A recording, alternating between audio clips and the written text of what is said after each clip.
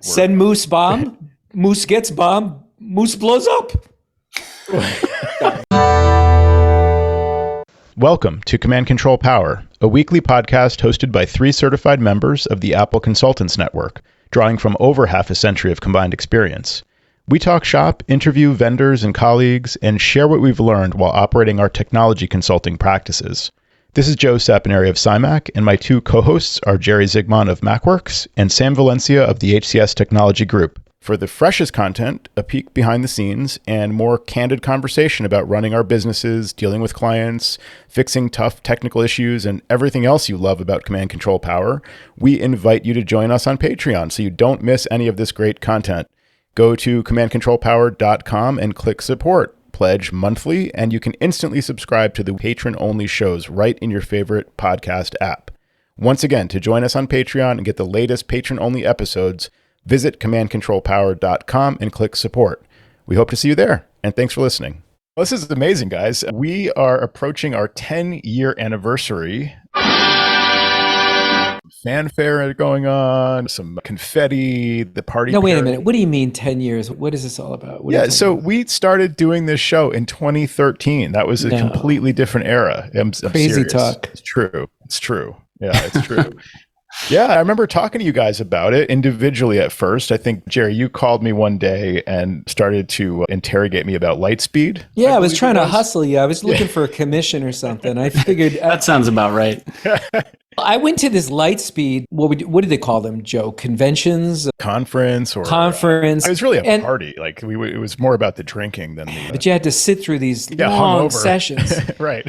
It was terrible. And the product is so hard to use to begin with. So I came back from that and I said, screw it. I'm going to give any possibility of selling Lightspeed to my clients. I'll just resign it over to Joe, who I didn't really know at the time. Yeah. I said, maybe I could weasel a commission out of you, but that didn't work. No.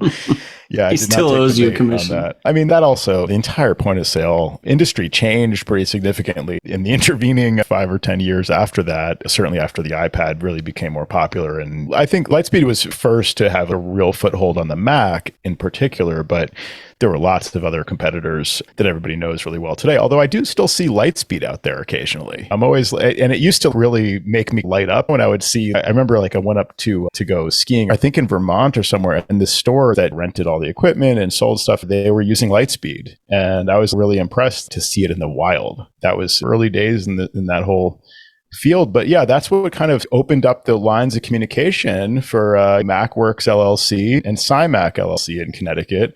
And so that was like, I think, our first kind of introduction, Jerry. And so we started talking, and I think the way the conversation went, it obviously went beyond Lightspeed, and remember noticing some potential, like this guy sounds good and he seems to little did you know seems to have a good approach to how he runs his company and the types of work that he does and so on, and there could be some potential here to talk shop and I'll do all the things we say we do, interview vendors and colleagues, and then I'll just heard that somewhere before my whole speech here, but yeah, and that was like in my head because I had been thinking for years starting a podcast, that would be so cool. This was very early days of podcasting. And what I really liked, and people have heard this story, but I used to really enjoy the business mailing list for the ACN. I think it was official from Apple way back then.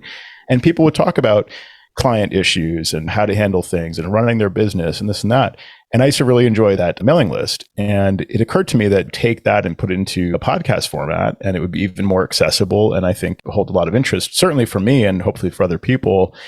And so I talked to Jerry and thought, well, this guy sounds good. And then I knew Sam, and we hung out one night with our respective wives, and the 2 couples ended up finishing, probably mostly me and Sam, if I'm being honest, but we finished a bottle of port that we bought at the restaurant retail or whatever. Yeah. Paid restaurant prices for an entire bottle of port and finished it over dinner and brought it with us and finished the rest of it. I'm not sure that's legal in Connecticut, but yeah, we took. Oh, true. Yeah, I won't mention where that happened then. But yeah, then we started talking about it, and Sam was super excited about a podcast, and it all clicked at that point. So that must have been sometime in 2013.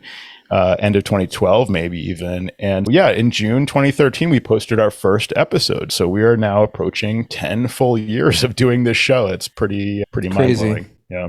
And I knew Sam because I took a class from Sam at NovaWorks, or he had met me at least, before you suggested the podcast, Joe. And that was, but I don't think I had ever met you in person. And I think we did at least a year, if not longer, of podcasts, and you and I had never met in person. Yeah. Do you remember that? That's funny. Yeah. I think, As a matter of fact, did we get together at a party at my house finally, the three of us? I have pictures from that, so I could approximate the date on that to figure how long it was. Jerry, for the first time, me meeting Joe, crazy. Yeah, it's wild. Jerry, do you remember what you, and this is, by the way, we had met before, as you just said, in class, but do you remember what you said to me when you came to my house? You said, I thought you'd be taller. Taller. Yeah, because I was sitting down and you taught the class the whole time standing up. And I just remembered you as this big man.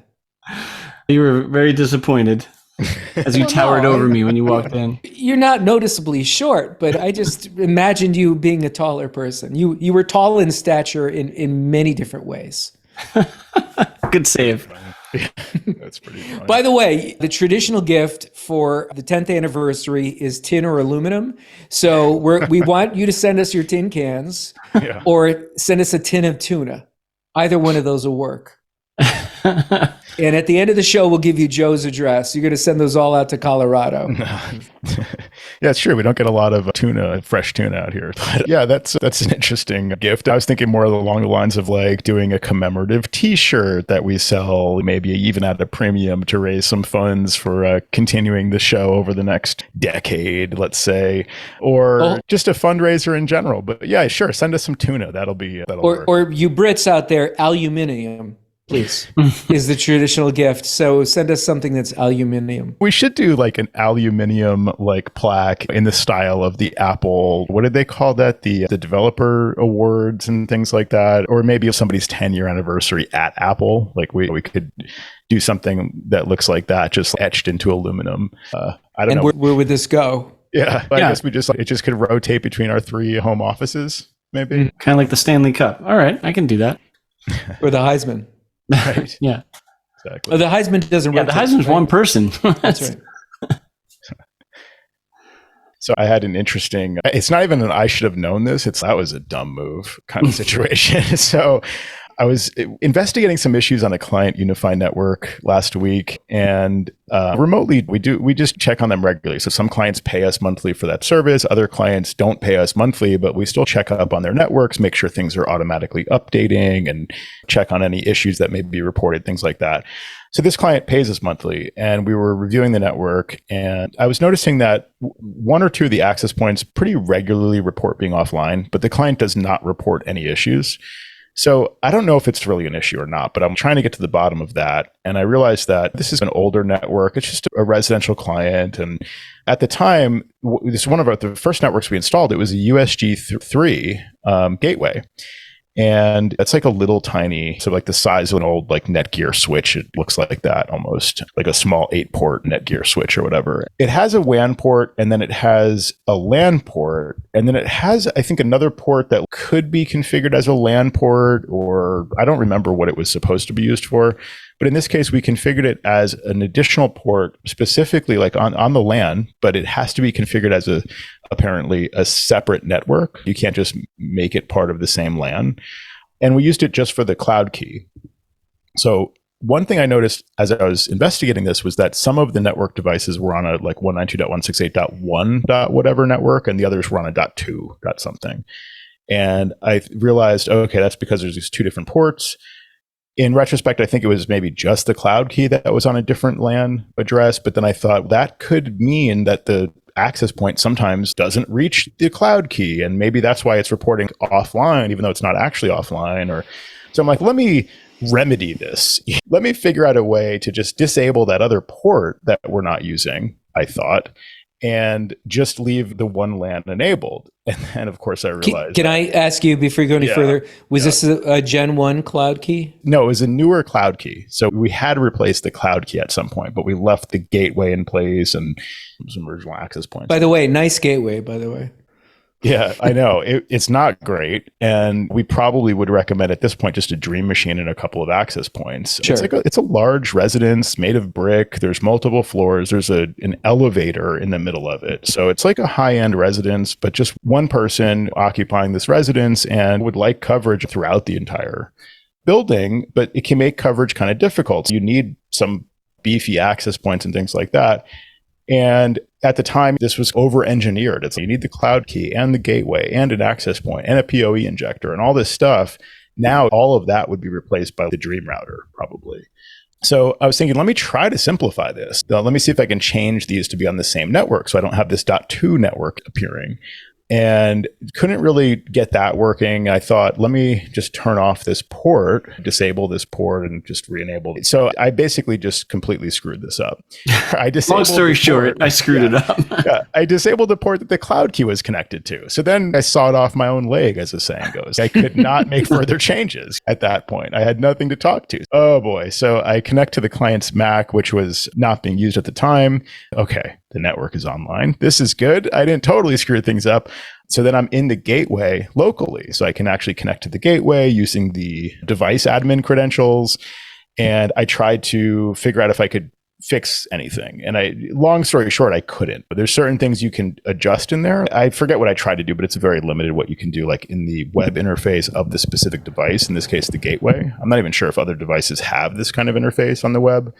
So I tried some stuff there, couldn't really get any traction. I connected using the command line to the gateway, and I was able to find some commands to manually re-enable a port and configure it for a specific network range and stuff, trying to put it back the way it was, basically.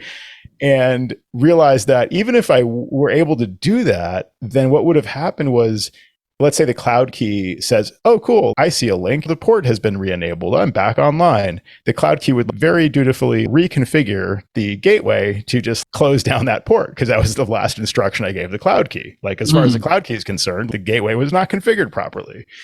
So I realized at that point, there's not going to be any way that I can fix this remotely from thousands of miles away. Tim had to go on site and take care of that. And that's the worst. Yeah. So he took care. The client needed other stuff on site anyway. She had asked for on site. So we were able to handle it as part of that and not have to eat too much crow over it. So how did Tim reset? He had to reset the cloud key, right?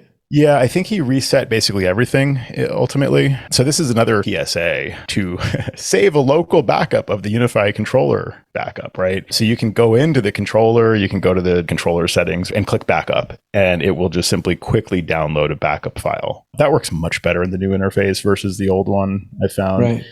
Also, of course, we have them all configured to back up to the portal, which is really a nice feature that it just happens automatically. And that when you have to re-provision something from scratch, let's say, you can just sign in with your credentials and you can restore from a backup that's already in the portal. So that's really handy. But of course, let's say in our case, we have two different admins on our client devices. We have one main one that I use, and then Tim has his own. So he has access to all the controllers through his separate login. That's so we can use two-factor. So we can each have our own credentials and all that. I don't think he can restore from the backup that's in the portal using his admin login. Even though he's a full admin or whatever, he doesn't have access to the backups that are stored in the portal. Only the, I guess, super admin. Yeah, the super admin, like owner account can do owner, right. Now, if you had originally had a Gen 1 cloud key, that wasn't backing up to the portal at all, I don't think, right? Yeah, I think you're probably right. I think those would only be in the new portal, not the old. Correct. We'd have to create a local backup. Yeah. And this is top of mind for me because I had a client this past week, and luckily I had captured a backup of the cloud key. I have a cloud key that I tried to breathe life into over a year ago, maybe 2 years ago, by having the client do a pin reset and me trying to do this remotely with them to re-provision the cloud key. And it came up for a while and it worked for about a year and then it stopped working again. So I knew we had to bring in a new cloud key. So I ordered one up, had one sent here, and luckily I had a backup. The cloud key was able to restore from the local backup I had, the Gen 1 to the Gen 2, which I was really happy about. I shipped it off to the client and they plugged it in, and auto-magically it found the gateway and found the switch and found the access points. So I was really pleased about that. Shocking, but that's amazing. Yeah. Yeah. And I commented it. to both you and Joe that it seems like the Unify products have gotten a little bit better recently. Agreed. Yeah. Yeah, you can't actually buy anything still, but it's if You have to go to a have reseller them. like Jerry. Yeah, that's right. No, I can get you. Stockpile. What do you need? Just tell me, you put in your order. We have a 25% markup. I'll get you whatever you want. Plus shipping. Nice. Plus shipping to Norwalk, of course. Yeah, yeah. I think you're right that the software has just gotten more reliable, better. I finally switched to the new interface in the network app for all my Unify sites, and that seems to be fully functional and much better, just simpler, and it works better. It's great to see it get to that point and be very reliable, considering we have these automatic updates enabled now pretty widely, because we do want to keep them actively updated. I will also share another that was dumb kind of moment. Can you pause there for a second? Sure. And I just want to ask you about the auto updates. Now, I have all my managed Ubiquiti devices not do auto updates, not because I'm scared or afraid, but I feel like that's an interaction that I want to have with the device on my own terms. And I want the client to be aware that I'm doing that work for them. Now, some of these clients, albeit I don't charge them for it, or I should be charging them, but it all depends. It's on a client by client basis. So that's interesting that you have yours just automatically set to auto update. Yeah. I Charges be damned. well, this is a great question because I went through that thought process. So first of all, okay, so we're recommending all these network upgrades to people. Oh, this is going to be great. You're going to love this new Unify thing. And we're going to charge you to do the discovery and plan the network and install and configure it and this and that. And then surprise, every couple months, you're going to get a bill for just clicking a few buttons to install the updates. Yeah, I know. It comes off like a diabolical plan. Right. And so I started to include this in my kind of standard network. Send Moose bomb. Moose gets bomb. Moose blows up. Jerry just had a stroke. I have no idea what that means. I'm Okay, freaking Jerry. dying over here. That's amazing. Wait, I need Sam, to know that do you- reference. Is that now, Rocky please. Bullwinkle? Yeah. Oh, that's great. Really? Okay. That's great. I can't. Wow. That was good, Jerry. Oh, man. Okay. So Moose I mean, blows up. So I didn't want that surprise of Moose blows up every couple months when my clients We are all getting had my to say it. invoice, right? Yeah. And like at some point I realized okay, I really need to like build this into my actual like template for network upgrade recommendations. So I added a little passive line in there saying regular network updates are important to blah, blah, blah, blah, whatever. So there's no surprise that like this also needs to be updated. I know you never updated your airport extreme over the course of 5 years and we haven't really worked with you since then. Or Even though it was I know- blinking orange the whole time, Joe. Right, exactly. Or I know your Netgear thing is set to defaults, password admin, and you've never updated it. But like in this case, I'm recommending something that's better in every way. Plus, I get money every time they release a new update. This is cool for everybody. It felt a little disingenuous, and so I did build that into my template. But then I thought this still doesn't really. I don't know if it covers me to some extent, but it just still felt a little bit weird. And so I've been trying to sell clients on, look, you don't have to pay every few months on average, let's say every 2 months, let's say updates come out and it's going to be, depending on how big your network is, 15 minutes, 30 minutes, and it depends. There's some that like you do very systematically. Update this access point, wait a little while, update the next one, wait a little while. It says adopting, what's going on? Okay, it's back. And it takes some time to wait that out. And okay, you don't have to pay me every couple months on average this amount of money. You can pay monthly as a subscription, and we'll just do it as these updates come out as needed and handle any little issues that we can do remotely for the network. So I pitched that to, I don't know, a couple dozen clients probably, and maybe half of them signed up. So that's pretty decent. But the rest were just, just handle it when it comes up, whatever. So I figured that also covers me for doing the charges when they happen, because like now I've presented this to you. You had the choice to sign up. But then I thought, so first of all, for the people that signed up, I don't want to necessarily now continue every single month or two clicking through, in some cases, 5, 10, 20 devices to manually update them. This doesn't feel like a good use of my time. Also, like it's not good if they have to wait. Let's say I don't do it the moment that the updates come out. It might be a couple weeks later. Now they're exposed for a couple weeks. I'd rather have that happen automatically on an ongoing basis. And then I still go in and check, did they update automatically? Are there any issues? Is there high uptime? I'll go in and just restart devices proactively if they've been up for 50, 60, 100 days, whatever. So that's my policy now. I just switched everybody to automatically update. The first time or next time after making that change, I just emailed the client to say, okay, we've enabled automatic updates on your network. This is important to keep it up to date, blah, blah, blah. We'll still check it. We'll still recommend handling issues as they come up. So the clients that already signed up for the monthly thing, they're still getting us monthly looking at it to make sure it's all good, fixing little issues we can handle proactively. The people that aren't sometimes get a bill when something didn't automatically update, or there's an issue that we can try to resolve that takes a little bit of time or whatever. So we charge some people for just checking up on it and handling a couple little things here and there. How do you handle it, Sam? Yeah, I was going to comment on this just as you were talking about it, but I've talked about this a long time ago. We did like a flat rate of, not really a flat rate. We did it as a rate based on the amount of networking devices that you had. And typically it was ubiquity, 1 to 5, there was one rate, 6 to 10, there was another, 11 to 15, so that sort of thing. So that we could determine 1 to 5 will probably take a half hour, 6 to 10 might take an hour. And that's how we built out the cost. And then we did implement auto updates. What I found, and I had to keep on top of our internal team about it, was once we started to enable auto updates, I found that sometimes people would stop looking at the networks on my team. Like they'd be like, I don't have to check this client. They're on auto update. And it caused us to be a little lazy at times on things that we should have been checking on. And that was something that I didn't expect. I was like, great, we'll get paid for barely doing any work on a monthly basis, but we still have to look at it. That's our job. So I had to get on top of the guys to make sure that we were, in fact, still checking on them. Joe, you brought up a good point of like uptime, for instance. If you notice devices, maybe they didn't need updates in a while and they just stayed online for too long or something. You still have to peek in, right? We can't just leave it up to, it's fine, it's auto. So I do like the auto update method. I do go with that, but I think you do need to peek in on them and just make sure things are stable, and even just reboot them for the sake of rebooting every once in a while too. For sure. I've noticed very consistently the auto updates run on the individual devices. The controller updates itself as well, with pretty rare exceptions. I think occasionally there's a device that I think there's always some client connected to, maybe like chattering about backups or whatever, even like off hours. So I assume that's the reason why in some cases the access point doesn't update itself, because there's something always happening on it.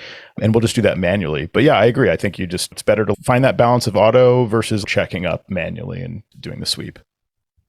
I think it cuts both ways. I think there's an opportunity to extract a little cash from the client in whatever way you do it. But the other thing that came to mind was it depends on how many installations you're actually managing. If you have 20 or 25, it's still pretty easy to manage. If you've got 45 or 50 separate sites that you need to dip your toe into, then it probably is a no-brainer to just turn on auto update. Yeah, that's the issue I think I started to have, was that at a certain point, it became a lot of overhead just to manage my review process. So let's say we have a few dozen sites.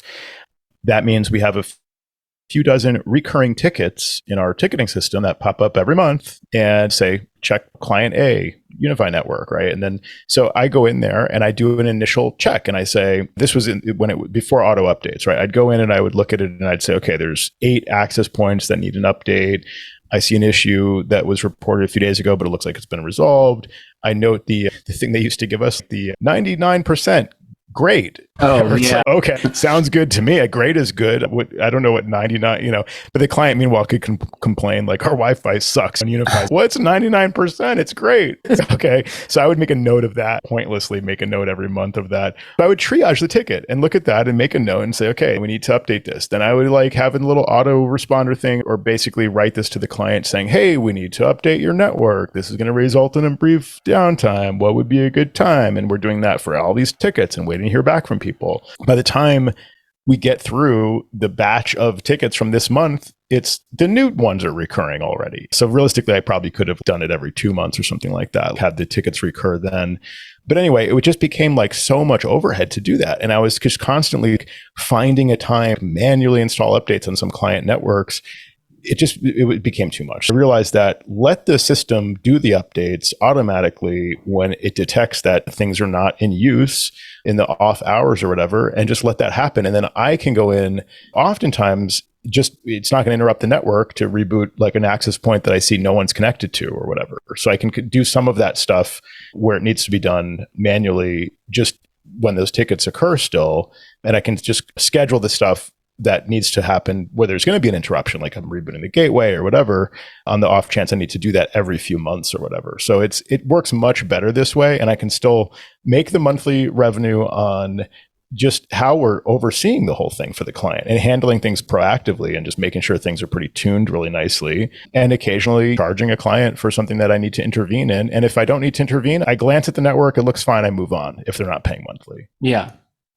That makes sense. You got to find a way to have that recurring revenue one way or another, but doing the extra work to peek in on it manually is key to at least your sanity, state of mind, making sure that things are good. And the customer, I'm sure, in some way appreciates it. Well, at least some customers do. Some couldn't give a crap. Yeah. But that's the way it goes. Yeah. So I was my own customer from my boneheaded, what did I call it? That was dumb corner. So I have a Unified Dream Router that I bought during early access to try to get a sense of if this was going to be viable. The one gotcha there, I don't know if this is widely known, but the WAN port is a gigabit port, right? So it's advertised as a gigabit port, which is technically true, but the processor can't handle a gigabit of input output on the WAN. So you will only ever get as much as 600 or 700 megabits per second. That's right. Yep. We have clients that were, well, what the heck? I'm paying for a gigabit, and you guys know the stories. And it's, yeah, all right. This is just a hardware limitation.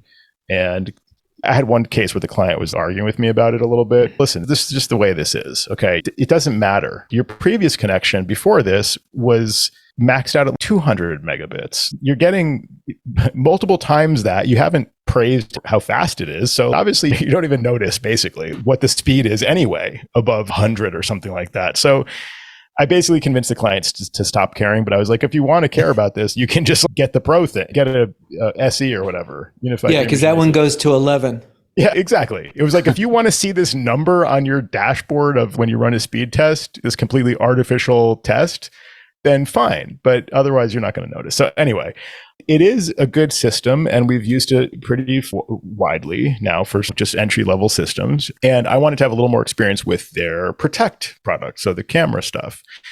One cool thing about the Unify Dream Router is that it has a built-in PoE switch. I can't believe spec-wise how much better it is in theory than the product it replaced that looks identical, the Dream Machine. Sure. Like it's baffling how they set all this stuff up. But anyway, it's got a built-in PoE switch. It's got built-in storage. Anyway, it's a good product. And I thought, this is pretty cool. I have these built-in PoE ports, and I can literally just plug in a Unify camera and get some experience with the Protect product here. Plus, I think I mentioned a while back, we had aborted bike theft out front. So oh yeah, I remember that story. This would be good to have a camera out there. So I did that for testing. I put in a camera, just plugged it in. It was all really easy and simple. And then with the built-in storage, I found that I got about half a day worth of history. So then I'm like, this is fake peace of mind here, because if something did happen, and realistically, I have to go back to yesterday's footage. I don't even have yesterday's footage. Well, that's running all the time, to be fair, Joe. You're just supposed to turn it on to detect movement. I did that. So it only saves where it detects motion, but maybe because we're on a corner here of the one street, it's active. And there's people running by all the time. And you live in the hood. Yeah. You want to capture all the stuff that goes on in the hood outside and see what the hoodlums are up to. So wait a second. You're getting just a half a day of storage on recording, and how much storage is there internally? I think built-in was 128 gigs.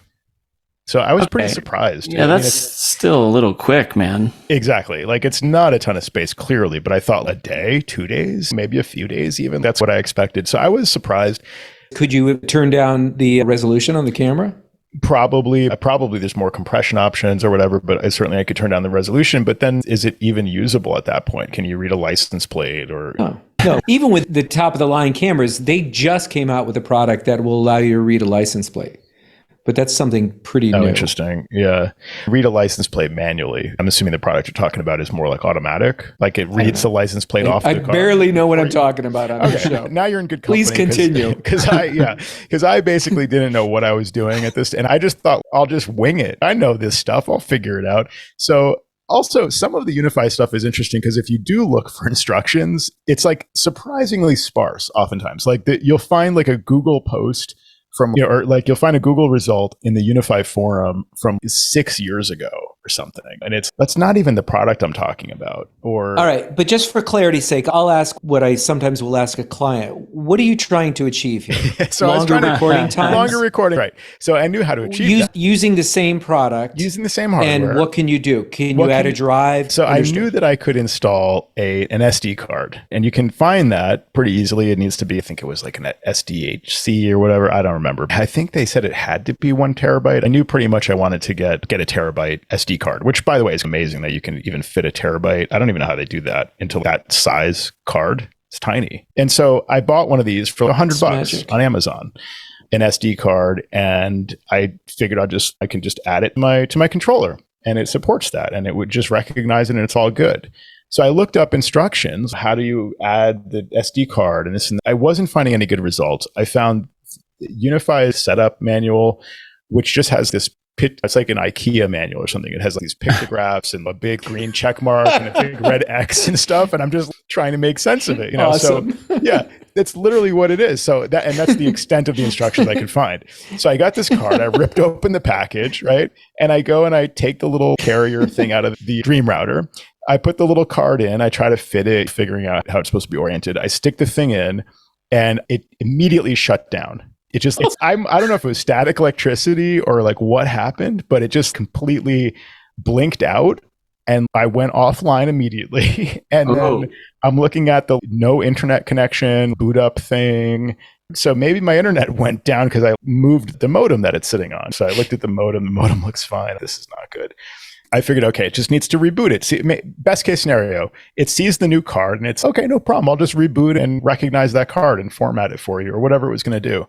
So I give it some time, wait, nothing's happening. So I unplug it from power, eventually wait my normal 2 minutes, plug it back into power, and I'm seeing it boot up again. And it's just booting up from scratch. No internet detected. I'm like, what is going on? Is the modem? So I reboot the modem, wait a little while, still no internet detected. This is really weird. So then I'm looking, I don't see my network. My Wi-Fi is not showing up. This is weird. And I see a Unify network. So this thing reset itself to factory settings because I deleted the card. Yeah. Okay. I should have shut it down, obviously. That's what I would do for a client. I would go into the portal. I'd carefully shut it down. I'd put in the card. I'd boot it back up. I'd probably spend a little more time looking for instructions first also, but I'd at least do that. But for me, I'm like, what could go wrong? I'm seeing these pictures on this setup guide and it looks pretty straightforward. I'll just stick the card in. I don't know, again, if it was static electricity or because I didn't shut it down first, but it reset itself to factory settings. As I mentioned earlier, pro tip, save a local backup of the controller settings, because in my case, I have a PoE service, which requires some kind of configuration. There's credentials that you need. There's a VLAN. I didn't know PPPoEs were still around. Yeah, so this is CenturyLink in Colorado. That's the ISP.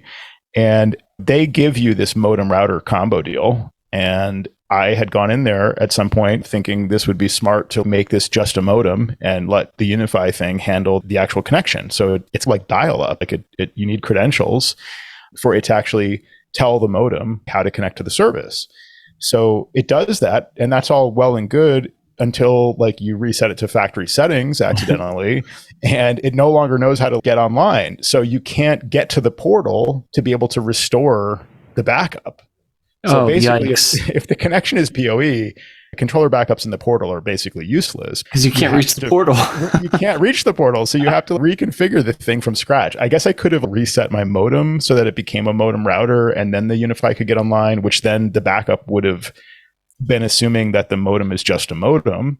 So it would have been useless in that way as well. Is it possible that when you remove the card that was in there, that there was data stored on the card that it needed, and this is why did you ever consider just putting back the old card? That's a great question. No, there was no card. So there's still internal storage that's just soldered in or whatever. Oh, you That's just the broke it. 128. Yeah, I must have just broke it because it literally felt like static electricity sparked the thing to death.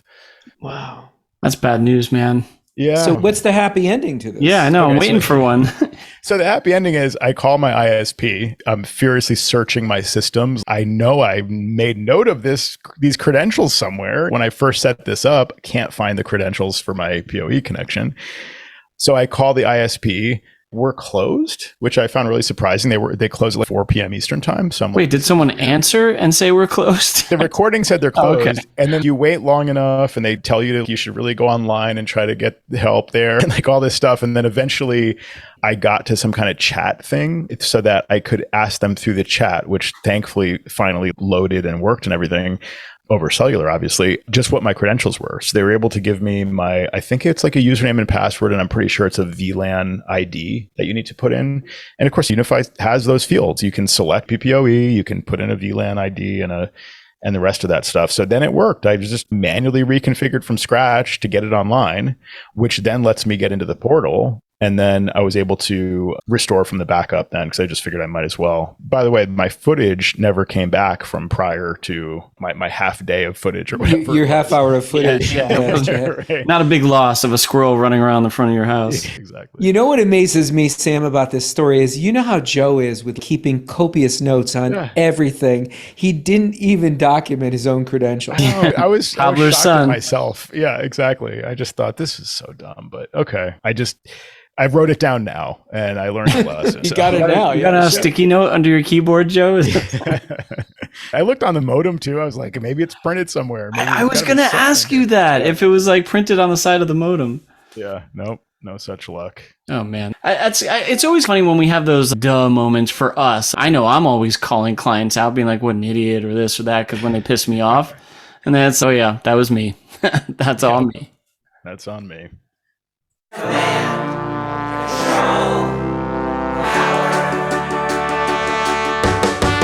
Jerry does his voices of customers of all kinds. Am I on the cloud? Joe spins his deeply detailed yarns all the time. I have a whole story about this. Sam is on the road again, phoning in from a hotel. At least we know where I am. Half a century combined of Apple expertise right now. Right now. My Mac is slow. Have you tried restarting? Well, the fans won't blow. Have you tried restarting? But my data is gone. Have you tried restarting? I dropped it